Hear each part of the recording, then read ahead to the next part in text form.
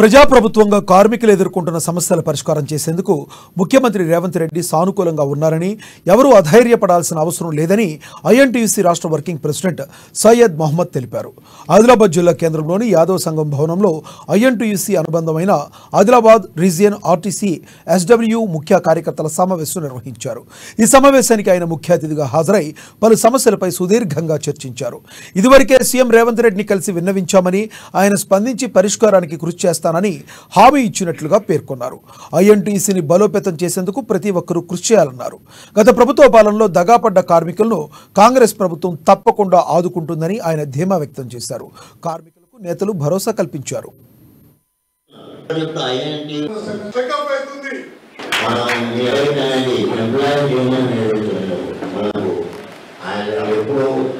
మనం ఇంట్లో ఎంప్లాయీ మధ్య బ్యాడ్లు ఉండే ఇప్పుడు అందరం కలిసిపోయాము. సింగల్ నిర్మాణం వైపు ఐఎన్టీయూటీలో మనం అంతా చేరుకొని దీన్ని బలోపేతం చేయడానికి రాష్ట్ర వ్యాప్తంగా తరలి వస్తున్నారు కొంత కార్మికులు. నా ఉద్దేశం ఏంటంటే ఈ సంస్థ బతకాల సంస్థ కృంగిపోతున్నది. కార్మికుల మీద పనిభారం మోసి చంపేస్తున్నారు. 10 సంవత్సరాల కేసీఆర్ పాలనలో దగాపడ్డ ఆర్టిస్ట్ కార్యక్రమం మహాలక్ష్మి స్కీమ్ ఆర్టిస్టు కష్టాలు ఉన్నాయి. మనకు మీరు ఉమ్మడి చెప్తారు ఇబ్బందులు, రోజు ఇబ్బందులు చూస్తుంటా. ఇబ్బందులు మన ఇంటర్నల్ దాని పరిష్కారం కనుక్కుందాని. కానీ ఆర్టిస్ట్ అభివృద్ధి చెందుతుంది, కొత్త నియామకాలు వస్తాయి.